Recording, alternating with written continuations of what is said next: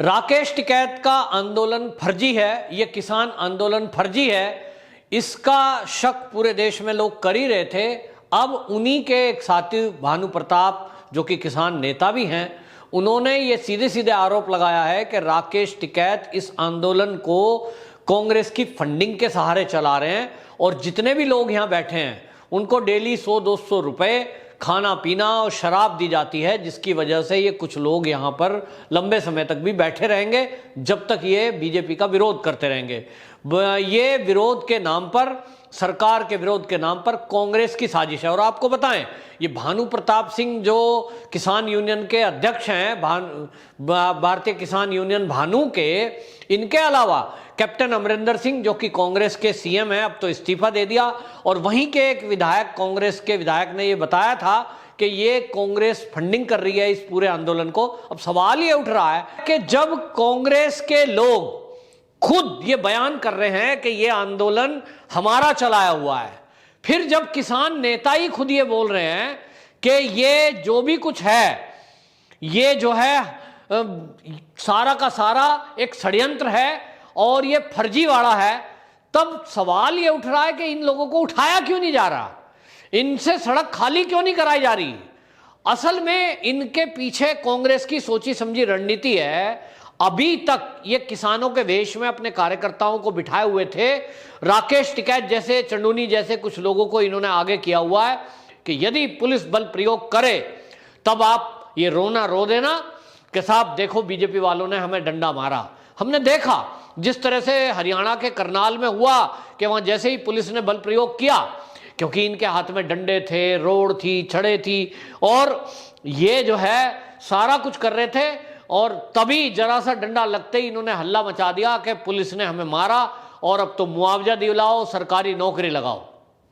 इसीलिए भारतीय किसान यूनियन भानु के अध्यक्ष ये भानु प्रताप सिंह ने बाकायदा राकेश टिकैत पर आरोप लगाते हुए कहा है कि ये बहुत बड़ा ठग है और ये हर आंदोलन में, हर धरने में ठगता है, बिना ठगे इसका काम चलता नहीं है। हाल ही में उन्होंने नोएडा के मुद्दे को बताते हुए कहा कि नोएडा में जेपी ग्रुप को भी इसने इसी तरह से ठगा है, क्योंकि आपको ध्यान होगा कि जेपी ग्रुप जो है उसने आगरा और नोएडा वाली एक्सप्रेस वे जो बना हुआ है, यमुना एक्सप्रेस वे जिसको बोलते हैं, इन लोगों ने वहां धरना प्रदर्शन करने की बात करी थी। सांकेतिक अभी भी वहां कुछ लोग बैठे हुए हैं, झंडा बैनर लगा करके एक टोल पर, जो अलीगढ़ वाला जो टोल है उस पर बैठे हुए हैं। इन्होंने पूरे टोल को जाम करने की बात करी थी, लेकिन जेपी ग्रुप से कुछ सेटिंग हुई, कुछ पैसे का लेन देन की बात हो गई। इसके बाद इन्होंने वहां आना जाना पूरा फ्री कर दिया और बस एक कोने पे, किनारे पे एक टोल की लाइन में ये अपना टेंट लगा करके कुछ लोग बैठे हुए हैं। इसी का जिक्र करते हुए भारतीय किसान यूनियन भानु के अध्यक्ष भानु प्रताप सिंह ने ये बताया कि नोएडा में जेपी ग्रुप से इस राकेश टिकैत ने इसी तरह ब्लैकमेल करके पैसे हासिल कर लिए, जिसके कारण वो रास्ता खोल दिया। और ये इसी तरह करता है कि टोल पे बैठेंगे और टोल को घेरेंगे और टोल वालों से फिर ये पैसा ले लेते हैं, फिर उस सड़क को खाली कर देते हैं। इसी तरह ये सरकारों से भी पैसा लेने के मूड में है। ये ठग है, उसको ठग की संज्ञा दी है। ये बहुत बड़ा खुलासा, बहुत बड़ा आरोप लगाया है। और आपको बताएं, ये जो भानु प्रताप हैं, इन्होंने पहले भी इस बात को कहा है, और 26/11 की जो घटना हुई थी लाल किले की, उसके पहले ये भानु प्रताप खुद नोएडा के बॉर्डर पर बैठे हुए थे, धरना प्रदर्शन चल रहा था। लेकिन जब 26/11 की घटना हुई उसके बाद से इन्होंने धरना खत्म कर दिया और इन्होंने कहा कि मुझे समझ में आ गया है कि इस आंदोलन के अंदर खालिस्तानी मूवमेंट चलाने वाले लोग एंट्री कर चुके हैं, ये पाकिस्तान के इशारे पे चल रहा है और इसमें आतंकवादी भी आ चुके हैं। ये बहुत बड़ा गंभीर आरोप भानु प्रताप ने लगाया था और हमने देखा भी कि खालिस्तानी मूवमेंट चलाने वाले पन्नू जैसे लोग, जिन्होंने 2.5 करोड़ रुपए की घोषणा कर दी थी कि जो लाल किले पर खालिस्तान का झंडा फहराएगा उसे मैं 2.5 करोड़ रुपया दूंगा, और इसके बाद हमने देखा कि किस तरह से उन्मादी भीड़ लाल किले में दौड़ पड़ी। सबको लग रहा था कि मैं इस झंडे को फहरा दूं तो 2.5 करोड़ मुझे मिल जाएंगे। कुछ लोगों ने इस काम को किया भी इस पैसे के लालच में। उसके बाद भारत में प्रतिबंधित सिख फॉर जस्टिस नाम की संस्था, जिसको पन्नू पीछे से पैसे देता है, खालिस्तानी विचारधारा को वो संस्था चलाती है। यूं तो नाम एनजीओ का है, लेकिन पूरा विचारधारा उनका भारत में आतंकवाद फैलाने का है, खालिस्तानी मूवमेंट को दोबारा चलाने का है। और उन लोगों ने दिल्ली में और देश में कई जगह गुरुद्वारों को पैसे दे दे के वहां से लंगर बनवाए। और हमने दिल्ली में देखा, दिल्ली में तो बाकायदा बड़ी बड़ी ट्रॉलियों में आज भी आप जाकर देख लें, सिंघू बॉर्डर, गाजीपुर बॉर्डर पे एसी लगे हुए हैं, दिन रात वो एसी चलते हैं, उनके लिए जनरेटर लगे हुए हैं। और वहां बाकायदा बिसलरियों की बोतलें, शराब की बोतलें, मीट मुर्गा सब कुछ चलता है। ये करोड़ों रुपए जो खर्च किए जा रहे हैं, इसके पीछे खालिस्तानी मूवमेंट चलाने वाले लोग हैं। और राजनीतिक इसको सहारा जो दे रही है वो कांग्रेस और कम्युनिस्ट दे रहे हैं। तो ये खुलासा हुआ है। अब ये आंदोलन को यहां दिल्ली की सड़कों को खाली कराने के लिए देश की सुप्रीम कोर्ट ने भी कहा था कि किसी भी आंदोलन को सड़क पर बैठकर इस तरह से आम लोगों को परेशान करने की इजाजत नहीं दी जा सकती। इस पर बताऊं, राष्ट्रीय मानवाधिकार आयोग भी उसने 3 राज्यों को नोटिस दिया है, हरियाणा, दिल्ली और उत्तर प्रदेश को, और उनसे कहा है कि आप 30 दिन के अंदर ये रिपोर्ट प्रस्तुत करें एनएचआरसी में कि आम लोगों के जीवन पर इस धरने प्रदर्शन से, रोड बंद करने से उद्योग धंधे कितने बंद हुए, आम नागरिकों को क्या परेशानी हुई, कितने लोग जिनका बेरोजगार हो गए, इनका रोजगार छूटा इस धरने से। अब उसकी रिपोर्ट राज्यों को देनी है और इसके बाद मानवाधिकार आयोग क्या फैसला लेता है। लेकिन एक आश्चर्यजनक बात यह है कि जो स्वतः संज्ञान लेता है सुप्रीम कोर्ट हमारे देश का, और जो हाई कोर्ट हैं, 3 राज्य हैं, उत्तर प्रदेश, हरियाणा और दिल्ली, तीनों राज्य के हाई कोर्टों का कोई जज इस पर स्वतः संज्ञान नहीं ले रहा है। ये बड़े ताज्जुब की बात है। और जब एक किसान आंदोलन का अध्यक्ष ही यह आरोप लगा रहा है कि यह आंदोलन फर्जी है, यह आंदोलन ब्लैकमेलिंग के लिए है, यह ठगने के लिए है, इसमें आतंकवादी एंट्री है, तब यह कोर्ट मौन क्यों है? सुरक्षा एजेंसियों की, पुलिस की एक मजबूरी है कि यदि पुलिस अपने से कोई कार्रवाई कर देगी, तो हमने देखा कि हरियाणा में करनाल के अंदर जिस एसडीएम और जिस पुलिसकर्मी ने ये आंदोलनकारियों के ऊपर बल प्रयोग किया, उन्हीं के खिलाफ कोर्ट ने आदेश दे दिया कि ऐसा क्यों किया। मतलब पिट जाए पुलिस, लेकिन अगर पीट दे तो साहब सजा है। ये कैसा कानून है हमारे देश का कि पुलिस को मारने के लिए वो कस्सी ले रहे हैं, हाथ में जैली ले रहे हैं, लाठी ले रहे हैं, रोड ले रहे हैं, तलवारें लहरा रहे हैं।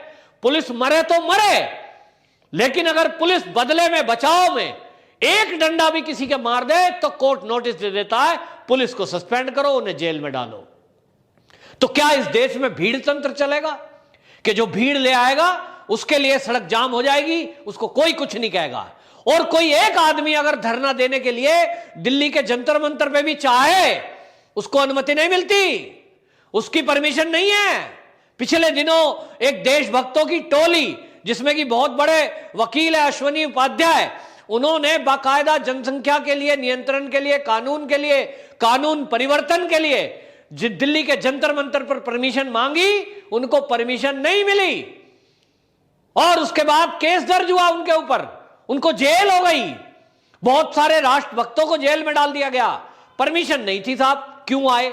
सुप्रीम कोर्ट के जाने माने वकील जो देश के हित में काम करने चले थे, देश हित का ही मुद्दा उठा रहे थे, लेकिन उनको उठाकर इस देश के कानून ने जेल में डाल दिया, क्योंकि उनके पास इतनी भीड़ नहीं थी जिनके पास तलवारें, डंडे और रोड हों। क्या कहना चाहता है न्यायपालिका? इस देश का कानून क्या कह रहा है? क्या ऐसा बताना चाह रहे हैं, एक नैरेटिव सेट करना चाह रहे हैं कि इस देश में किसी को भी धरना प्रदर्शन करना हो तो ट्रैक्टर, ट्रॉली और कुछ वेश बना के आओ, चाहे तो किसान का, चाहे तो मजदूर का, फिर हथियार लेके आओ, फिर पुलिस को डराओ कि अगर उन्होंने उठाया तो हम ये तलवारें चला देंगे। ये क्या उदाहरण सेट करना चाहता है हमारा न्यायपालिका? क्या हमारे देश का कानून मजाक बन रहा है? दिल्ली की जनता, लाखों लोग रोज परेशान हैं।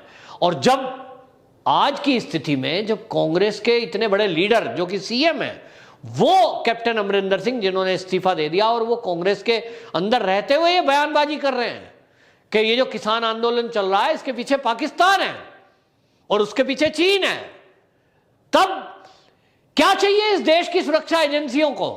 कोर्ट में केस फाइल करे, कोर्ट से आदेश ले और इनको मार भगाए। गोली चलानी पड़े तो चलाए, बुलडोजर चलाना पड़े तो चलाए, क्योंकि जब यह सिद्ध हो गया कि इनके तार पाकिस्तान और चीन से जुड़े हैं, इनको फंडिंग कांग्रेस कर रही है, ये ब्लैकमेलिंग करने के लिए बैठे हैं, तब इंतजार किस बात का है?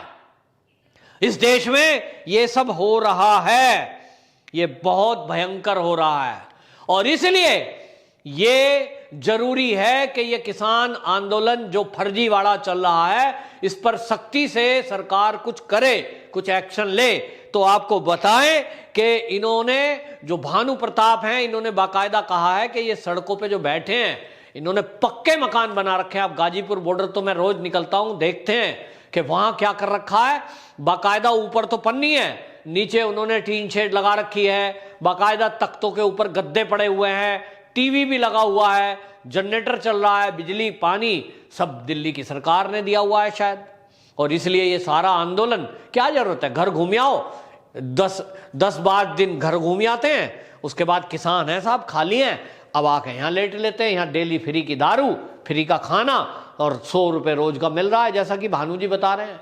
तो ये बहुत खतरनाक है कि इस तरह से लोगों को परेशान किया जा रहा है, वहीं सरकार को ब्लैकमेल किया जा रहा है। और सरकार केवल ये सोच रही है कि अगर पुलिस ने कोई जबरदस्ती करने की कोशिश की तो बहुत बड़ी हिंसा हो सकती है। तो इसका इलाज क्या है? क्या दिल्ली के बॉर्डर इसी तरह से सदा के लिए जाम रहेंगे, या फिर सरकार इस पर कुछ एक्शन लेगी?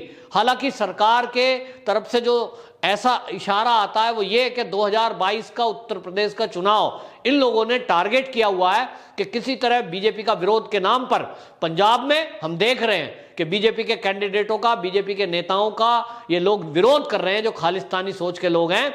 नाम किसानों का है और वो नाम कर रहे हैं, काम कर रहे हैं बीजेपी का विरोध करने का। तो बीजेपी के लीडरों को शायद ये पता है कि 2 राज्य के 3 राज्य के चुनाव हैं, और अभी हमने देखा ही है हाल में कि भवानीपुर में उपचुनाव हो रहे हैं पश्चिम बंगाल में। ये किसान नेता सिख, जिनका वहां कोई अस्तित्व नहीं है, ये भी वहां पहुंच गए झंडे लेके। ममता बनर्जी के चुनाव में नंदीग्राम भी गए थे, और अभी ये भवानीपुर भी पहुंच गए। हिंदू बहुल एरिया में घूम घूम कर लोगों को कह रहे हैं बीजेपी को वोट मत देना। क्यों ना देना? बीजेपी ने कौन सा बुरा करा है? बीजेपी ने किसानों के हित में काम किए हैं, गरीबों के हित में काम किए हैं। लेकिन इनको क्योंकि इस बात का एक तरह से ठेका मिला है कि बीजेपी के विरुद्ध इनको प्रचार प्रसार करना है, और उसकी फंडिंग, जैसा कि भानु प्रताप कह रहे हैं कि कांग्रेस कर रही है, और शायद अब पश्चिम बंगाल गए होंगे तो टीएमसी कर रही होगी। यह भी भानु ने पहले बताया था कि जिस तरह से नंदीग्राम में राकेश टिकैत कुछ लोगों को लेकर गए थे, तो उस टाइम भी ये भानु प्रताप सिंह ने आरोप लगाया था कि देखो ये पैसे लेने गया हुआ है। तो बहुत बड़ा गंभीर आरोप है, लेकिन इस देश को समझना होगा, न्यायपालिका को इस पर संज्ञान लेना होगा कि इस तरह से आम पब्लिक को जो परेशान कर रहे हैं, आखिरकार ये एनएचआरसी की रिपोर्ट, ये इसकी रिपोर्ट में जो टाइम वेस्ट हो रहा है, ये नहीं होना चाहिए, और देश का नुकसान हो रहा है, आम लोग परेशान हो रहे हैं। ऐसे साजिशकर्ताओं को तत्काल कितना भी बल प्रयोग करना पड़े, इनको हटाएं, और यदि कोई पुलिसकर्मी इनके खिलाफ बल प्रयोग करे तो न्यायपालिका को चाहिए कि ऐसे पुलिस का प्रोटेक्शन करें, ना कि गुंडागर्दी करने वालों का। वंदे मातरम।